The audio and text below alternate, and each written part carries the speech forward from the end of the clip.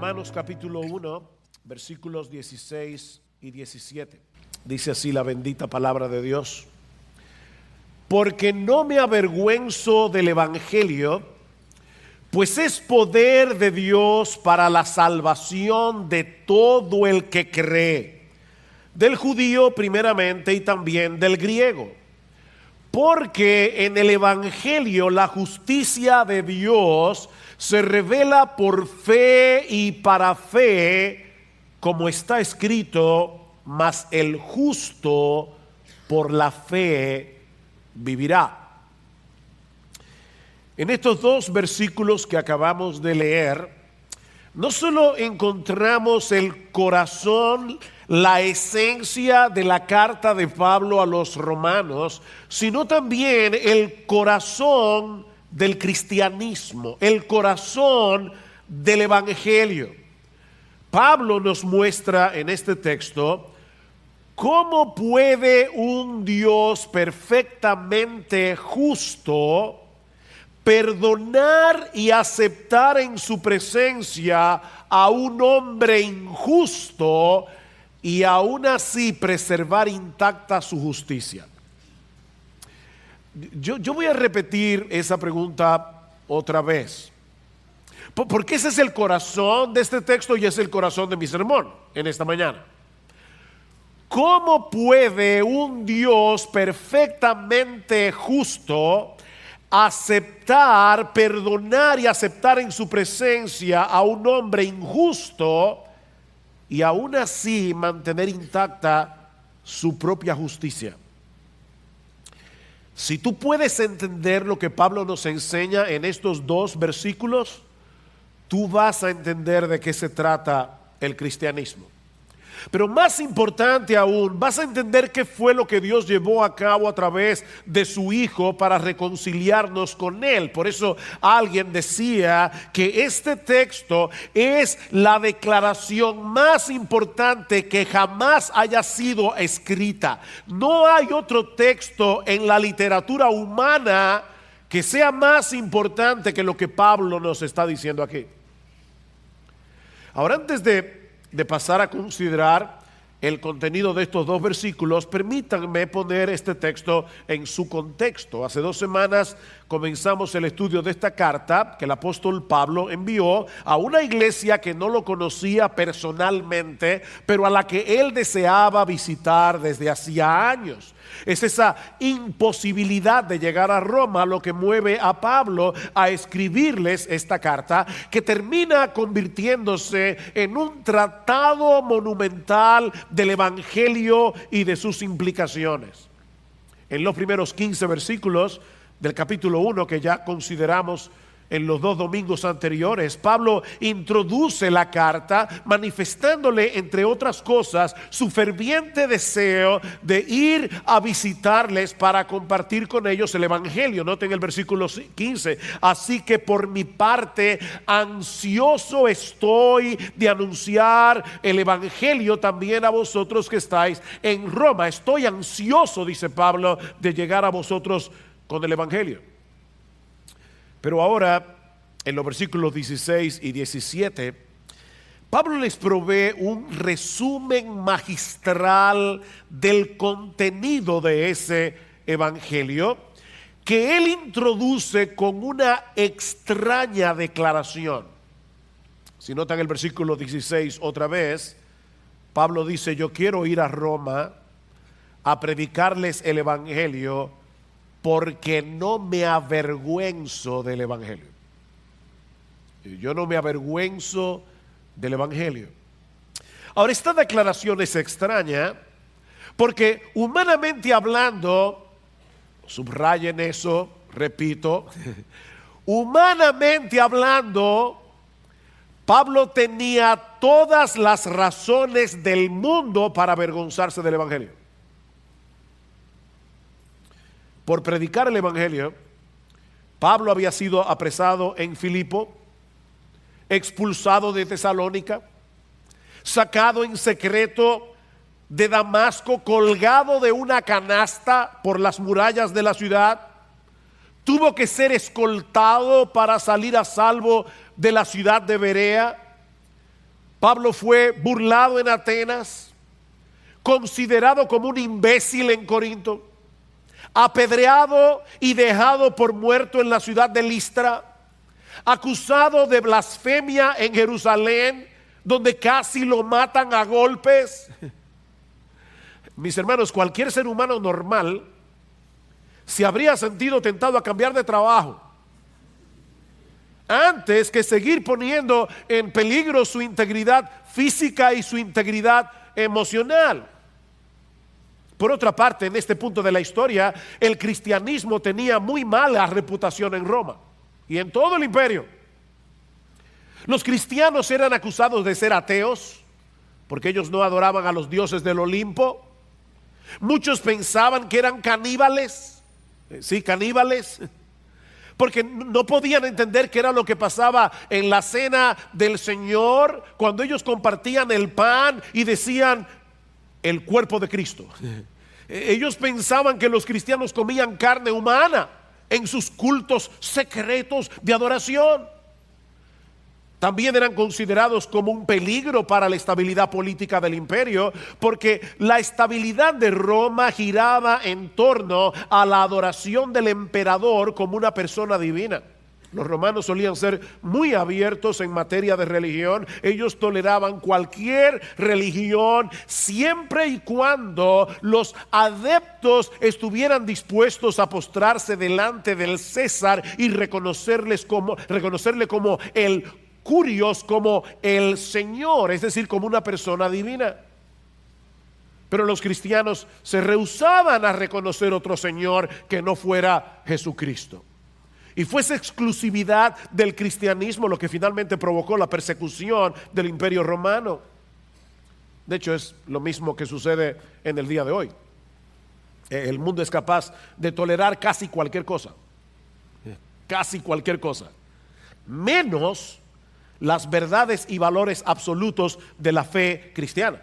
Nosotros vivimos en medio de una tolerancia peligrosamente intolerante. Ese es el mundo en el que nos ha tocado vivir. Y por si todo eso fuera poco, el mensaje del Evangelio no podía resultar más absurdo en el contexto de la cultura grecorromana. Los cristianos proclamaban, escuchen esto mis hermanos, y traten de olvidar por un momento que muchos de ustedes son cristianos, han oído esto desde siempre. Traten de olvidar eso por un momento.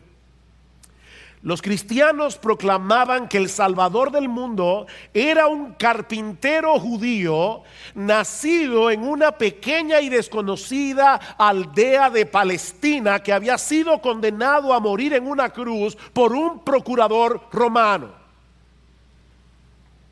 La muerte por crucifixión era el peor tipo de castigo que se aplicaba en aquellos días. Era tan cruel y tan vergonzosa que se reservaba para los peores criminales y estaba prohibido que un ciudadano romano muriera por crucifixión. De manera que la idea de que el destino eterno de los hombres dependiera de nuestra relación con un judío crucificado en esta cultura era el colmo de la estupidez.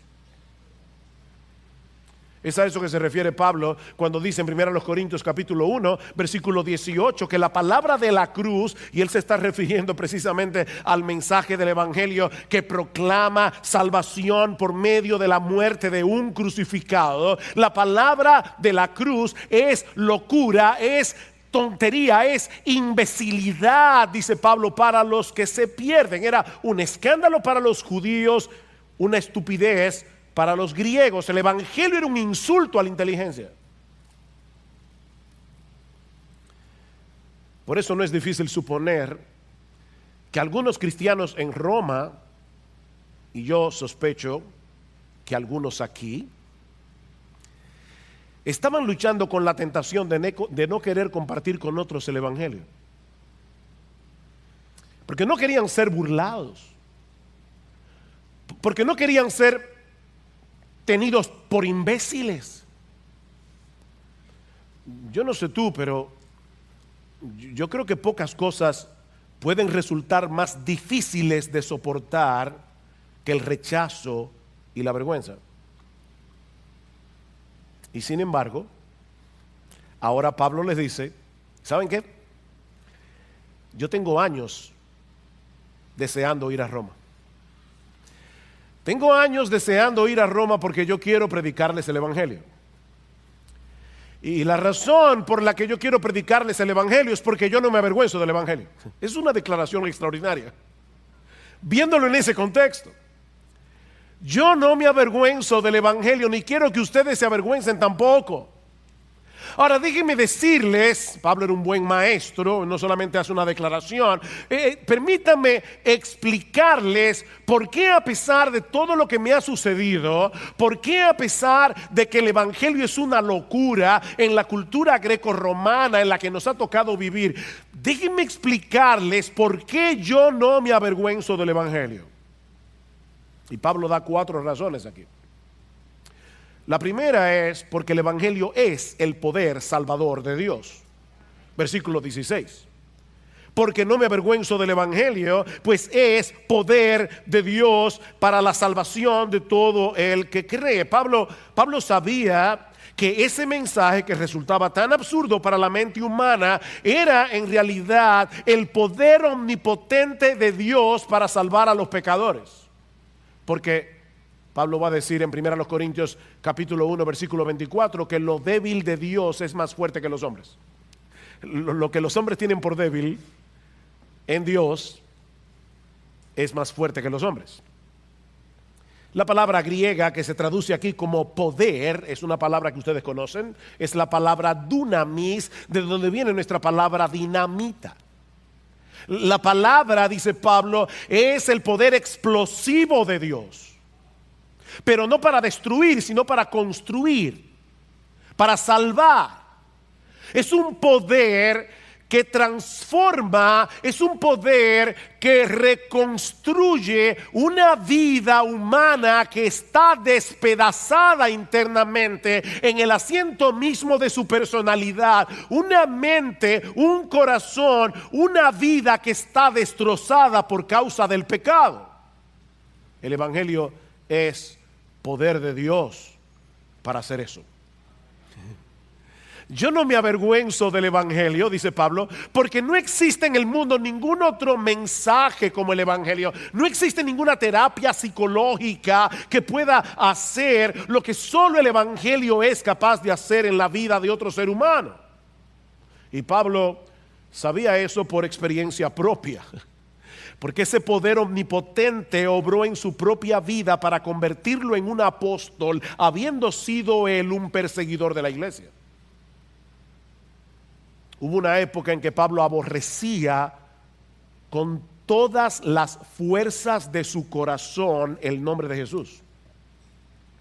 Hubo una época en que este hombre había tomado como la misión de su vida. Pablo existía, llegó un momento que la misión de su vida era dedicar todas sus energías a la destrucción del cristianismo. Pablo era un blasfemo. Pablo era un agresor. Pero el poder explosivo del Evangelio lo transformó.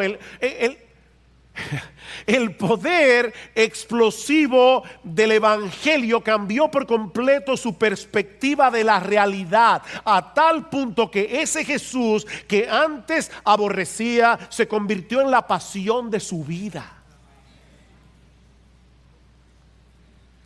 Pablo no se avergonzaba del Evangelio porque sabía por experiencia el poder de ese Evangelio para transformar realmente la vida de un hombre. Ahora, yo quisiera en esta mañana que Dios me dé la capacidad de poder ir a través de cada palabra de este texto. Cada palabra.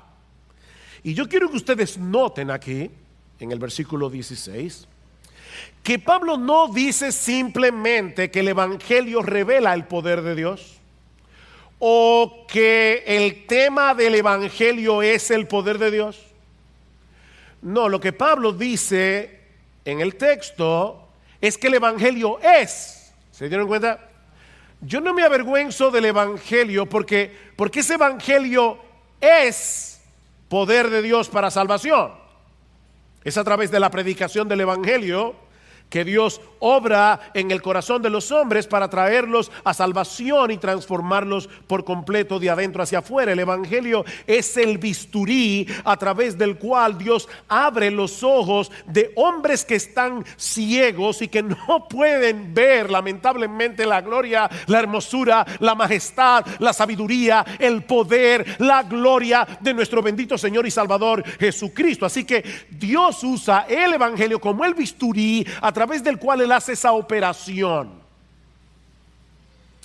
Yo recuerdo cuando mi mejor amigo se convirtió al Señor. Para mí fue un shock porque éramos amigos a través de toda la adolescencia. Era realmente una persona muy cercana a mí, yo lo conocía muy bien, y una de las cosas que yo admiraba de ese amigo era su inteligencia.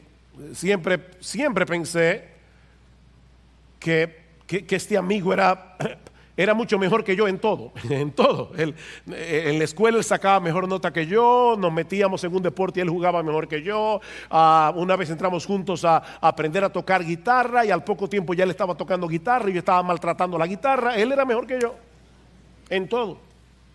Y gracias al Señor, yo nunca que yo recuerde sentí envidia por él. Pero yo recuerdo cuando él por primera vez me habló de Jesucristo. Para mí fue un shock. ¿Cómo es posible que este individuo de verdad crea que Jesucristo es el Dios encarnado? Y recuerdo una noche hablando con él acerca de ese tema, me decía, ¿qué tú crees de Jesucristo? Yo decía, bueno, era un hombre adelantado para su época. ¿Han oído eso? Unos días más tarde, yo comencé a leer la Biblia. E inmediatamente, mis ojos fueron abiertos para entender que este libro es la palabra infalible, inerrante, inspirada de Dios, y que Jesucristo es nada más y nada menos que el Dios encarnado que vino al mundo a morir por mis pecados. Inmediatamente fue simplemente comenzar a leer este libro y ser convencido de la veracidad del Evangelio. Mis hermanos, ese es el poder de Dios.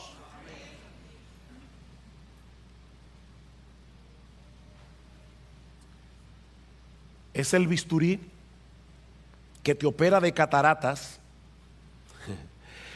para que puedas entender que ese Jesús que fue crucificado en debilidad no era otro que el Hijo de Dios, la segunda persona de la Trinidad, que por amor a nosotros se hizo hombre y decidió ocupar nuestro lugar en esa cruz para saldar nuestra deuda con la justicia de Dios.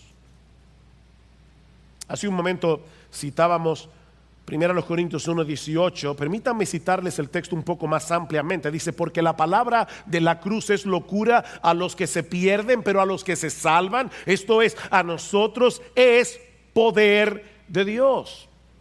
Pues ya que en la sabiduría de Dios el mundo no conoció a Dios mediante la sabiduría, agradó a Dios salvar a los creyentes por la locura, oigan eso, la locura de la predicación, lo que estamos haciendo hoy en la mañana aquí.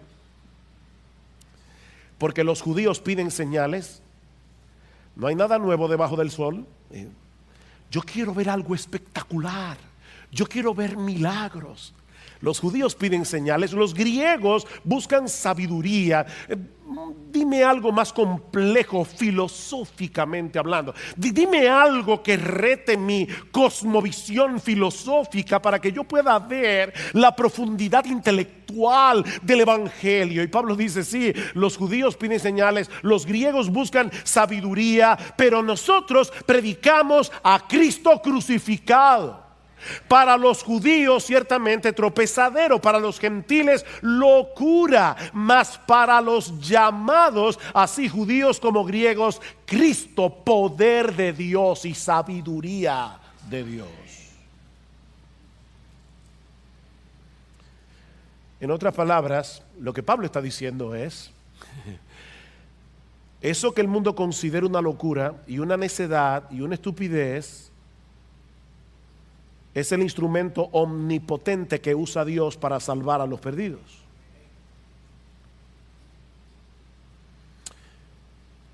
Esta palabra, que se traduce como salvación, significa liberación, significa ser rescatado a tiempo de un peligro inminente. Ser salvado, libertado, rescatado de la ruina, de la destrucción. Y eso nos lleva a preguntarnos si el Evangelio es poder de Dios para salvación. ¿Salvación de qué? ¿Recuerdan esa famosa frase? Si Cristo es la respuesta, ¿cuál es la pregunta? Necesitamos salvarnos. ¿Salvarnos de qué? Mis hermanos, esta pregunta es extremadamente importante porque muchos buscan el Evangelio por razones equivocadas.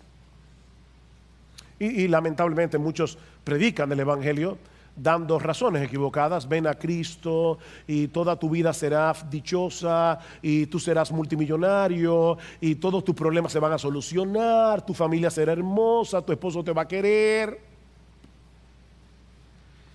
Escucha lo que sigue diciendo Pablo en nuestro texto. Porque no me avergüenzo del Evangelio, pues es poder de Dios para salvación de todo el que cree, del judío primeramente y también del griego. Porque en el Evangelio la justicia, la justicia de Dios se revela por fe y para fe, como está escrito: mas el justo por la fe vivirá. Porque, aquí está la necesidad del Evangelio, porque la ira de Dios se revela desde el cielo contra toda impiedad e injusticia de los hombres que con injusticia restringen la verdad. El hombre se pasa la vida tratando de evadir la verdad. El hombre se pasa la vida evitando llegar a la conclusión evidente de que existe un Dios a través de todo lo creado. Es lo que Pablo está diciendo aquí. Ahora, yo sé que hablar en el siglo XXI de la ira de Dios no es políticamente correcto. A muchos le parece extraño que nosotros hablemos de la ira de Dios, porque no pueden aceptar el hecho de que un Dios de amor al mismo tiempo experimente ira. Por eso es importante aclarar que la ira de la que Pablo está hablando aquí no es ese tipo de rabia ciega que lleva a las personas a actuar sin control. ¿Han visto eso? A cometer locuras. No, se trata más bien de la justa indignación de Dios por causa del pecado y su obligación a darle al pecado el castigo que el pecado merece, porque Él es un Dios perfectamente santo y perfectamente justo. Si eso te parece extraño, déjame hacerte una pregunta. ¿Acaso no percibes en lo más profundo de tu corazón? Y por favor, sé honesto. ¿Acaso no percibes en lo más profundo de tu corazón la necesidad de que las injusticias de este mundo sean juzgadas y castigadas debidamente? Incluso cuando no se cometen contra ti de manera directa. Piensa en la aparente impunidad de los casos que se están dirimiendo actualmente en la justicia dominicana. Y por ser cuidadoso no voy a mencionar la palabra Odebrecht. Pero piensa por un momento en la injusticia que se comete, en la impunidad que vemos a diario en la justicia dominicana. Y por favor, sé honesto, dime si eso no te indigna.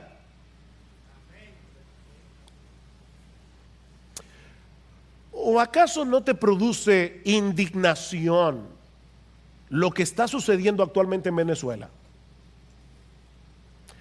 Mira, si de verdad tú amas la raza humana, ya ni siquiera los venezolanos, si de verdad tú amas la raza humana, deberías indignarte. ¿Sabes por qué? Porque la ira y el amor no son incompatibles, sino todo lo contrario.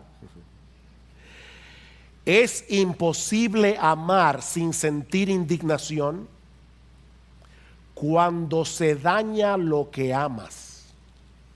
¿Oíste eso?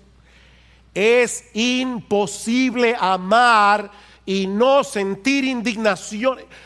Si tú no sientes indignación, tú eres un apático, eres un indiferente, no una persona que ama.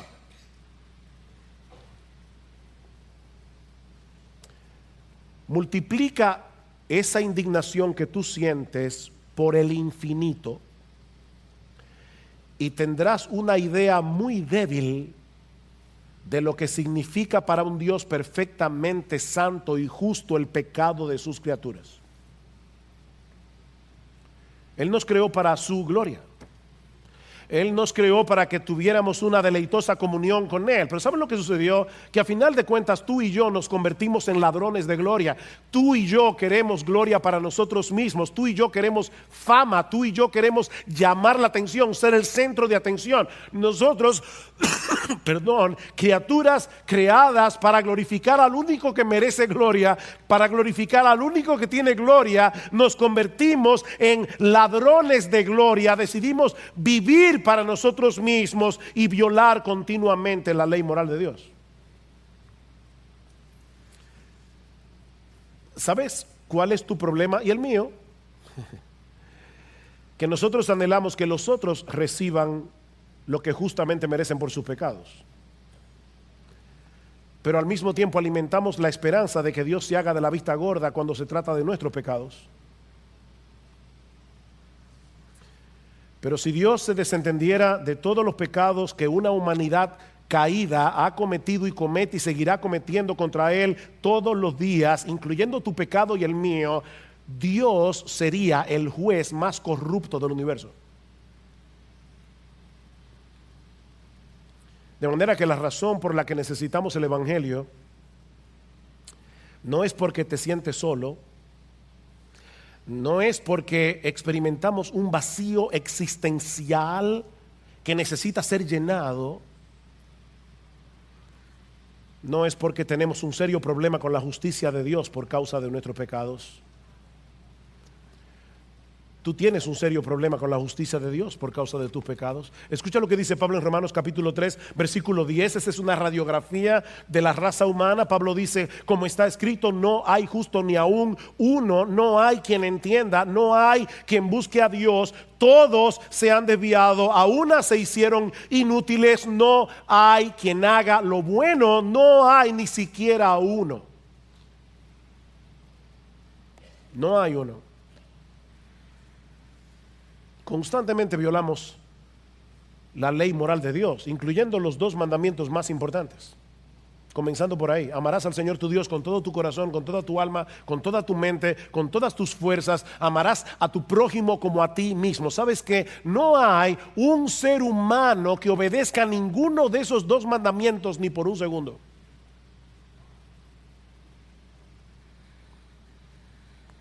Y eso nos coloca en una terrible situación ante la realidad de que algún día tendremos que comparecer delante de un Dios perfectamente justo que todo lo ve y que todo lo conoce. Si esta vida no terminara en un juicio, esta vida sería una broma muy pesada.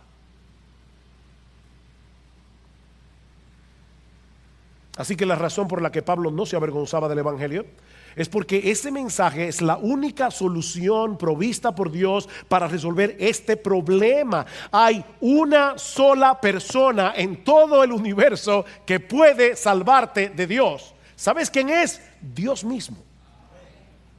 Solo Dios puede salvarte de Dios. Ese es el corazón del Evangelio. Y esa razón es suficiente para que ningún creyente se sienta avergonzado del Evangelio. Predica este Evangelio, no te avergüences del Evangelio, porque este mensaje es poder de Dios para salvación. Pero Pablo nos da una segunda razón aquí.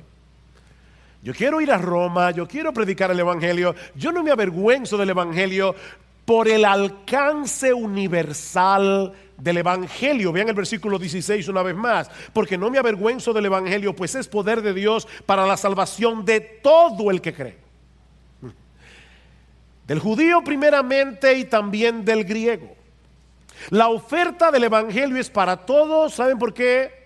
Porque todos necesitan lo que el evangelio ofrece. No importa si tú eres rico, si tú eres pobre, no importa si tú eres famoso o si eres desconocido, no hay una sola persona en todo el planeta que no necesite el evangelio. Y Pablo se ocupa de englobar aquí a toda la raza humana. Dice él, es salvación de todo aquel que cree. Todo aquel, sin distinción alguna. Y luego añade, del judío primeramente y también del griego. Esa es una de las nomenclaturas que usaban los judíos para referirse en aquellos días a toda la raza humana. Por un lado estaban los judíos, aquellos que recibieron originalmente las promesas de un Mesías, y luego estaban todos los demás, a quienes los judíos llamaban griegos o llamaban gentiles. Así que Pablo está dejando muy claro en este texto que existe una sola oferta de salvación para todo el mundo. No hay un salvador para los judíos y otro para los griegos. No hay un salvador para los chinos y otro para los hindúes y otro para los dominicanos. Es el mismo salvador para todos, porque hay un solo Dios, dice Pablo en 1 Timoteo capítulo 2 versículo 5. Hay un solo Dios y hay un solo mediador entre Dios y los hombres, Jesucristo hombre. La buena noticia es que ese Salvador está disponible para todo aquel que cree. En un sentido, el evangelio es exclusivo porque proclama salvación únicamente en Cristo, solo en Él. Yo soy el camino y la verdad y la vida, dijo Jesús. Nadie viene al Padre sino por mí. ¿Oíste eso? Yo soy el camino, no un camino entre muchos. Yo soy el camino, yo soy la verdad, yo soy la vida. Nadie viene al Padre sino por mí. Es exclusivo, pero al mismo tiempo es universal, porque está disponible para cualquiera que deposite su fe únicamente en Él. Es para todo aquel que cree. Tú no tienes que esforzarte y tratar de ser lo suficientemente bueno como para merecer el evangelio. No te esfuerces. No trates de ser lo suficientemente bueno. Tú no tienes que tener un grado académico. No tienes que ser buen mozo, qué bueno. No tienes que haber sido lo suficientemente exitoso en la vida como para que Dios te tome en cuenta. Es simplemente creer. A veces aparecen ciertas ofertas en el periódico que nos parecen increíblemente atractivas. El problema es que muchas veces, y en letras pequeñas, hay una nota al final que dice ciertas restricciones aplican. ¿Han visto eso? Y cuando vas a la tienda te lo sacan en cara. ¿Sabes qué, mi amigo? Eso nunca te va a suceder con el evangelio. Nunca. La razón de por qué Pablo quería predicar este evangelio en Roma es porque la oferta era para todos. Es para todo aquel que cree sin ninguna restricción. Es para un estafador como Zaqueo el publicano. Es para un blasfemo y perseguidor como Pablo. Es para un moralista como Nicodemo. Es para todos. Siempre y cuando reconozcas tu pecado y confíes únicamente en Cristo para salvación. Y quiero resaltar aquí la palabra únicamente. Únicamente. Voy a decir algo profundo. Espero que hayan dormido bien. Lo que estoy tratando de decir es que creer en Cristo es creer en Cristo. O sea, es creer en Cristo y en nadie más. El punto aquí, mi amigo, es que tú tienes que dejar de descansar en tu decencia, tú tienes que dejar de descansar en tu moralidad, tienes que dejar de descansar en tu religiosidad para depender únicamente de Él y de lo que Él hizo por pecadores al morir por ellos en una cruz. Es venir delante del trono de Dios como un mendigo. El mendigo que se siente en la acera a mendigar, está reconociendo su miseria, está reconociendo que él depende de los demás para seguir viviendo. Y es de ese tipo de fe que Pablo está hablando aquí. Una fe que te lleva a reconocer tu propia indignidad y tu propia impotencia para salvarte. Cuando tú llegaste a la iglesia esta mañana,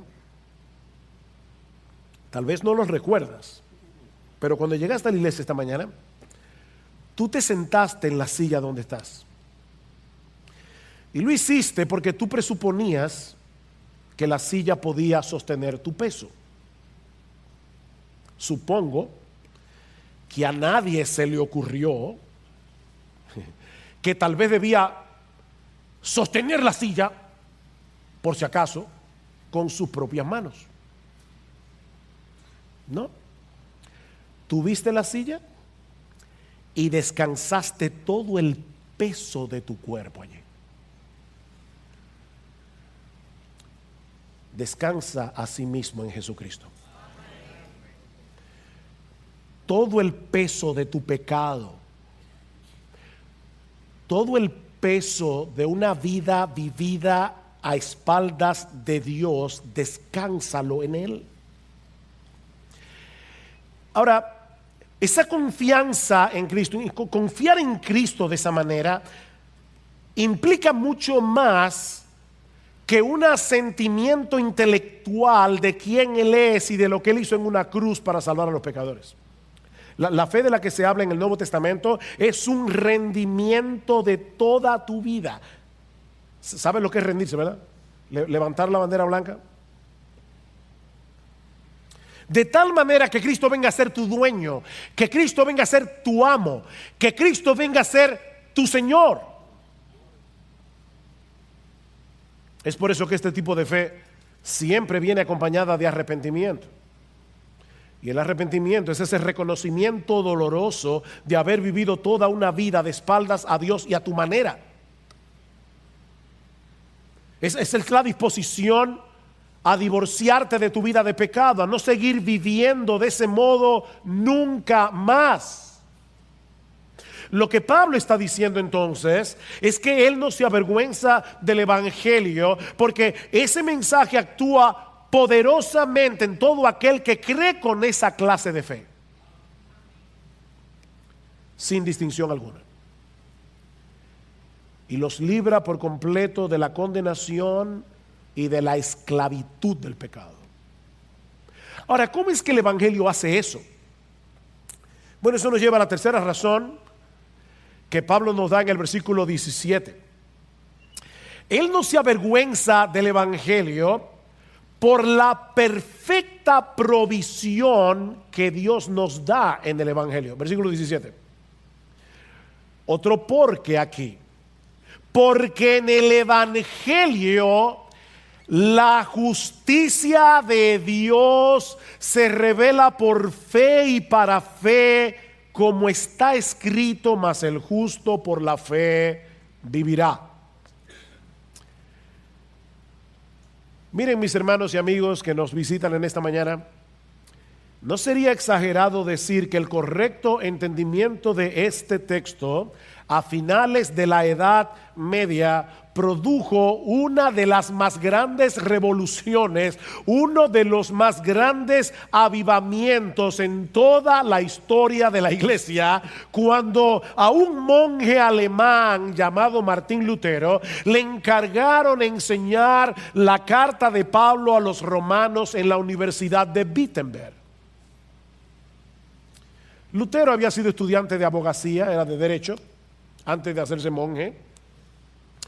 Y él entendía muy bien cómo funcionaba la ley. Así que cuando Lutero comenzó a estudiar esta carta, Lutero estaba desesperado consigo mismo, porque Lutero no sabía cómo él podía llegar a agradar a un Dios perfectamente justo. ¿Cómo yo puedo llenar la medida de justicia que Dios exige si yo soy un pecador? De hecho, Lutero, cuando iba al confesionario, los confesores le tenían pavor, porque Lutero se pasaba 3, 4 horas confesando sus pecados, y muchas veces cuando salía del confesionario volvía otra vez porque se le había olvidado algo. Por eso le pareció tan extraño cuando, estudiando Romanos, se encontró con este texto. La palabra evangelio significa buena noticia. Y la pregunta de Lutero es: ¿cómo Pablo puede decir en este texto que el evangelio es una buena noticia porque revela la justicia de Dios? Eso no es una buena noticia, saber que Dios es justo. No es una buena noticia saber que ese Dios perfectamente justo algún día le va a dar a cada cual lo que merece. Como Pablo nos dice aquí: yo no me avergüenzo del evangelio, porque en esta buena noticia se revela la justicia de Dios. Hasta que Lutero entendió que Pablo no está hablando aquí del carácter justo de Dios, sino de la justicia que Dios provee como un regalo gratuitamente por gracia, por medio de la fe a los que no tienen justicia. Esta es la justicia que viene de Dios hacia el pecador. Es la justicia que Él provee como un regalo, como un don de gracia por medio de Jesús. ¿Recuerdan la pregunta que yo hice al principio? ¿Cómo puede un Dios perfectamente justo aceptar en su presencia a un pecador injusto y seguir siendo justo? La respuesta a ese dilema es Jesús. Jesús es la respuesta. La segunda persona de la Trinidad se hizo hombre para cumplir a la perfección todas las demandas de la ley moral de Dios, y luego fue a una cruz para pagar con su muerte lo que la ley demanda de sus transgresores. La paga del pecado es la muerte. De ahí lo que dice Pablo en 2 Corintios 5:21: al que no conoció pecado, Cristo, al que no conoció pecado, por nosotros, es decir, a favor de nosotros, por causa de nosotros, Dios a él lo hizo pecado, para que entonces nosotros fuésemos hechos justicia de Dios en él. Eso es lo que Lutero llamaba un glorioso trueque, un glorioso intercambio. Nosotros le damos a Jesús nuestros pecados, Él paga completamente por ellos en la cruz, y al mismo tiempo Él nos concede su justicia por medio de la fe. Por eso Pablo dice más adelante en Romanos capítulo 3 versículo 27: ¿dónde pues está la jactancia? ¿Hay alguien que se pueda jactar de ser creyente aquí? ¿Hay alguien que pueda llegar al cielo diciendo: bueno, aquí estoy, Señor, esta salvación fue sudada? No, tú no la sudaste, otro la sudó por ti.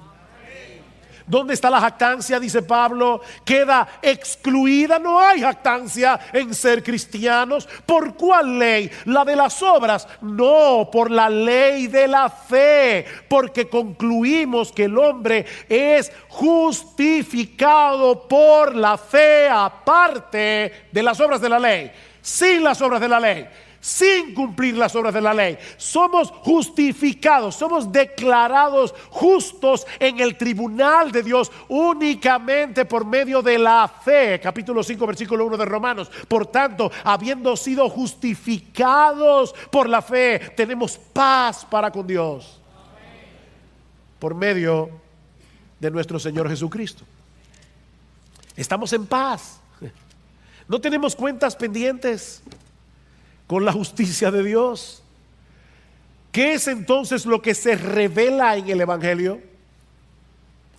Que nosotros como pecadores jamás podremos llegar a satisfacer la justicia perfecta de Dios, porque Él solo puede ser plenamente satisfecho con una justicia que sea idéntica a la de Él. Dice el profeta en Isaías 64:6 que nuestras obras de justicia son como un trapo de inmundicia delante de Él. De manera que la única justicia que Dios acepta en su presencia es la justicia perfecta de su Hijo, la cual es puesta en nuestra cuenta por medio de la fe. Ese es el corazón del Evangelio. Que somos declarados justos en la presencia de Dios, aceptando por la fe que Él nos concede como un regalo por medio de la fe en Jesucristo. Es una justicia que nos es ajena, es una justicia que jamás podremos alcanzar por nosotros mismos.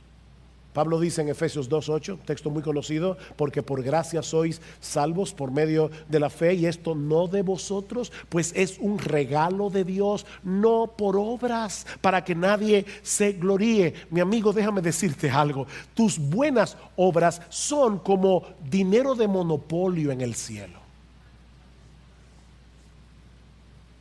No tiene valor, es dinero de monopolio. Mi amigo, esa moneda de tus buenas obras no circula en el cielo. Dios tiene que darte la justicia que tú necesitas. De lo contrario, jamás podrás estar en su presencia, y esa justicia solo se encuentra en su Hijo.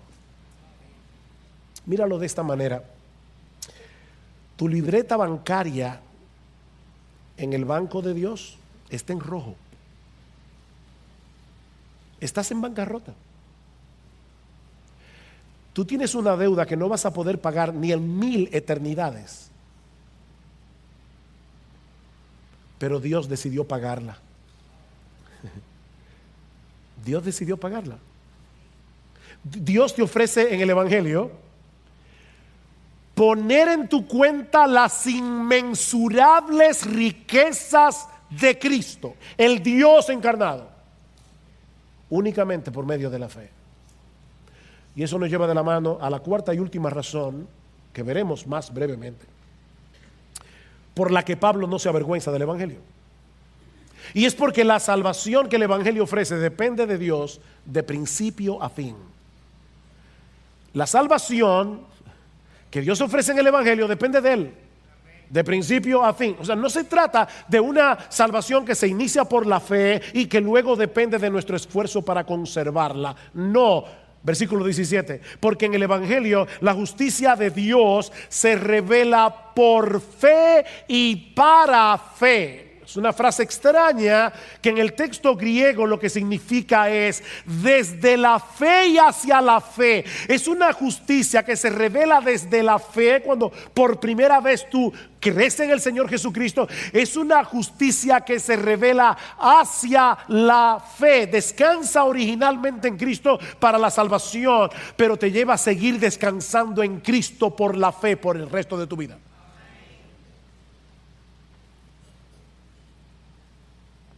Continuamente vas a tener que estar aplicándote la justicia de Cristo por la fe. Continuamente vas a tener que seguir descansando en el favor que Dios otorga a sus hijos por gracia, únicamente por causa de Jesús. De ahí la cita de Pablo al final del versículo 17, como está escrito. ¿Dónde está escrito? En Habacuc, capítulo 2, versículo 4, como está escrito: mas el justo por la fe vivirá. Así que este mensaje no es nuevo, es el mismo del Antiguo Testamento.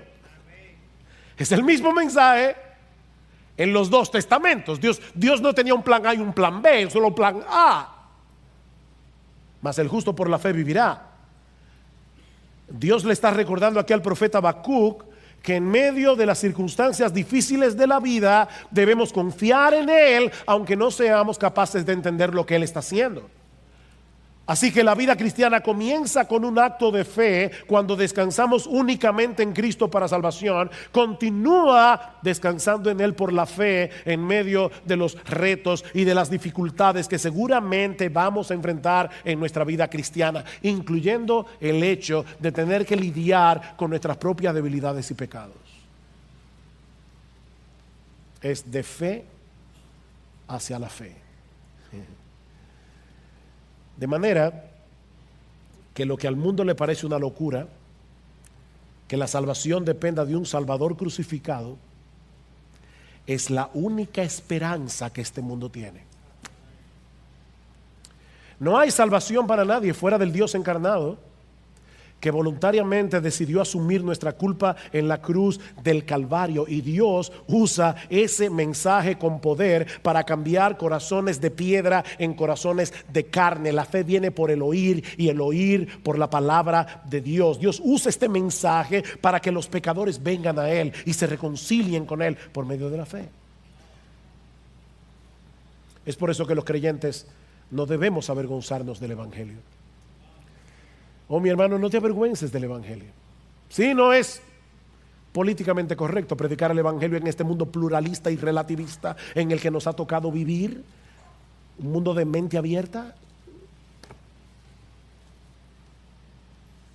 No te avergüences del Evangelio, porque no hay otro mensaje en el mundo que sea capaz de hacer lo que el Evangelio puede hacer.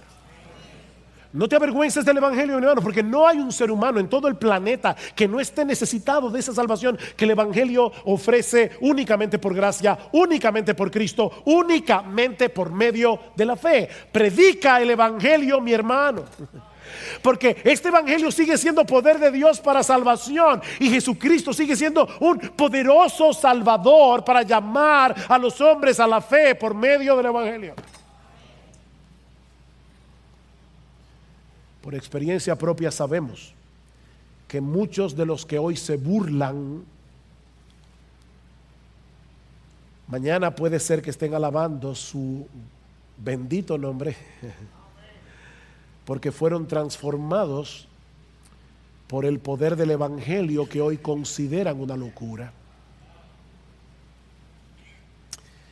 Y si tú estás aquí sin Cristo en esta mañana, mi amigo, yo te ruego, no te vayas de este lugar despreciando el extraordinario regalo de salvación que Dios nos ha dado en Cristo. Mira, mi amigo, si hubiera otra forma de salvación, Dios no habría enviado a su propio Hijo a morir en una cruz, una muerte tan cruel y tan vergonzosa. No hay otra manera. Solo Dios puede salvarte de Dios. Solo Dios puede satisfacer perfectamente su propia justicia, y esa justicia está en su Hijo y en nadie más. Fuera de Él, solo te resta la expectativa de llegar al día del juicio vestido con los harapos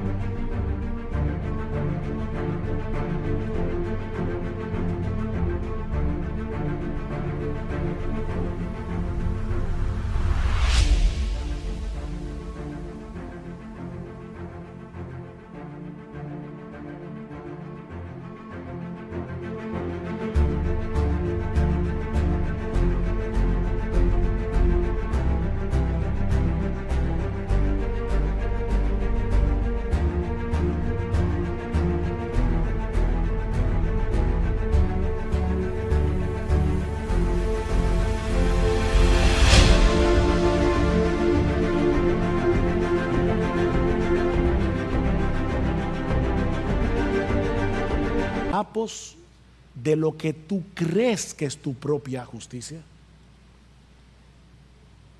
Y créeme, serás condenado porque el veredicto ya fue emitido en la corte celestial. Oh, ¿cómo escaparemos? Dice el autor de los Hebreos. ¿Cómo escaparemos si descuidamos una salvación tan grande? Una salvación tan grande. Ven a Cristo, mi amigo, y ven ahora, porque las puertas de la salvación siguen abiertas de par en par para todo aquel que cree. Oh, que Dios te abra los ojos y puedas ver en esta mañana las glorias, la hermosura, la belleza, la majestad de nuestro bendito, precioso, glorioso, majestuoso Señor y Salvador Jesucristo.